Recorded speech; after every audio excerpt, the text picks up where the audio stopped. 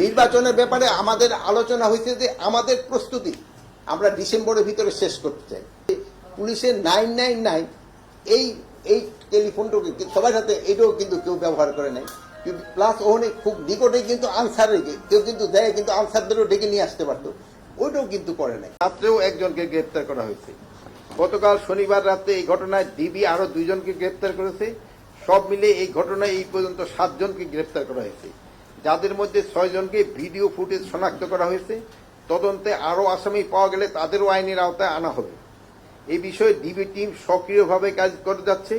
এই ঘটনায় প্রশাসনিক এবং আইন শৃঙ্খলা বাহিনীর কোনো শিথিলতা ছিল কিনা তাও সরকার গুরুত্ব সহকারে বিবেচনায় করবে এবং তাও খতিয়ে দেখতেছে।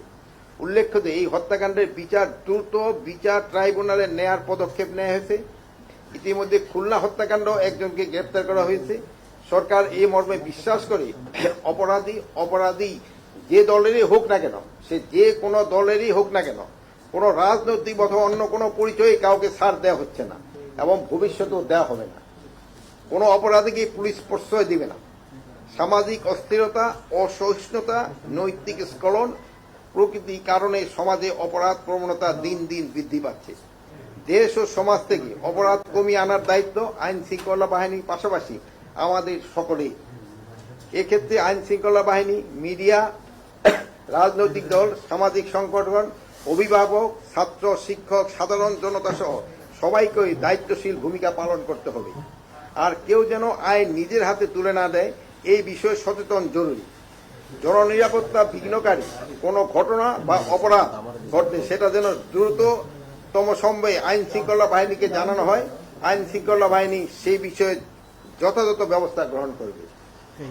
খুন, চুরি, ডাকাতি, চাঁদাবাজি, ছিনতাই, সন্ত্রাস, অপহরণ, নারী নির্যাতন, মব সহিংসতা, মাদক চোরাচালান সহ সব ধরনের অপরাধমূলক কর্মকাণ্ডে বিরুদ্ধে আইন শৃঙ্খলা বাহিনী নিয়মিতভাবে অভিযান পরিচালনা করছে এবং করবে।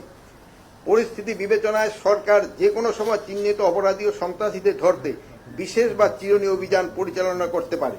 এক্ষেত্রে সাধারণ জনগণ সহ সকলের সহযোগিতা একান্তভাবে কাম্য। সরকার জনশৃঙ্খলা ও জননিরাপত্তা বিঘ্নকারী যে কোনো কার্যক্রম কঠোর হস্তে দমন করবে। এটা আপনারা নিয়েও যেতে পারেন।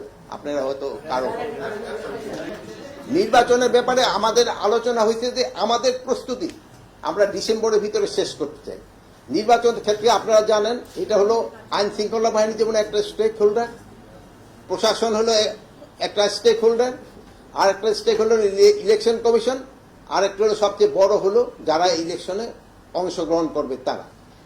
এখানে 4 ভাগের 1 ভাগে কিন্তু আমরা আমাদের প্রিপারেশনটা আমরা ডিসেম্বরের ভিতরে শেষ করতে চাচ্ছি। তারপরে ধরেন যে ইলেকশনের ডেট এটা দিবে হলো ইলেকশন কমিশন, তারা এটা কবে ইলেকশন দিবে তো একটা টেন্টেটিভ ডেট তো আপনাকে সবসময় বলা হচ্ছে যে রোজার আগে হতে পারে, রোজার পরে হতে পারে, কিন্তু এটা নিয়ে আমাদের কোনো না। আমাদের প্রিপারেশনটা আমরা চাচ্ছি যে 31শে ডিসেম্বরের ভিতরে যেন আমরা কমপ্লিট করতে পারি। এই আত্মবিশ্বাসটা ফিরানোর জন্য আমি আপনাদেরও একটু সাহায্য এবং সহযোগিতা চাবো। আত্মবিশ্বাসটা শুধু আমরা বললেও হবে না, আপনারা যদি আমাদের সাথে একটু সহযোগিতা করেন এবং সবাই ফিরতে আত্মবিশ্বাসটা ফিরিয়ে আনতে হবে যে এই ধরনের ঘটনা যেন না ঘটে। এটা দেখেন, এটা আপনার একটা ঘটনা ঘটতেছে এখানে দেখেন আশেপাশে কিন্তু বহু লোক, কিন্তু আগের দিনের কথা চিন্তা করেন। আগের দিনে যদি এই ঢাকা শহরে তো আপনারা দেখছেন সেরি ছিল, এই যে কি বলে সর্দার, এক সর্দারে কিন্তু এখানে পুরা এলাকা চালাতো। এখানে ধরেন অনেকে মুরব্বীও ছিল, কিন্তু সবাই ভিডিও ফুটেজ নিয়েছে কিন্তু আগে আসে না। আমাকে ওই সমাজের এই জিনিসগুলির দিকে কিন্তু খেয়াল রাখতে হবে। এটা ক্ষেত্রে আমরা সবাই, এই জন্য আমি বলছি।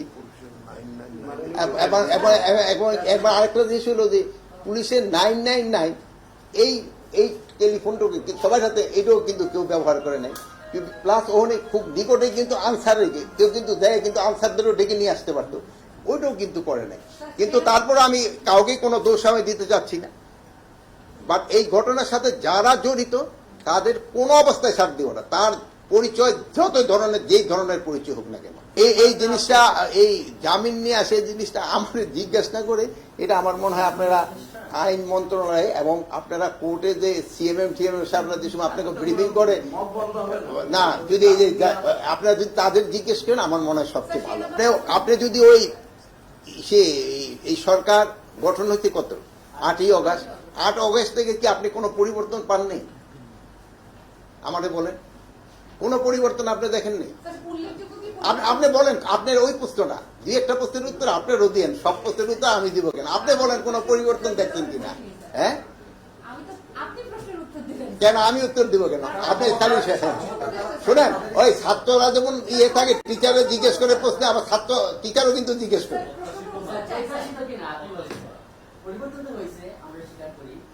আপনারা যদি পরিবর্তনটা স্বীকার করে থাকেন আপনারা যতটুকু খুশি আমি অতটুকু আমি আমার তো একা সন্তুষ্টতে পুরো জিনিসটা হবে না আপনাদের সবার সন্তুষ্ট নিয়ে আমার কাজ করতে হবে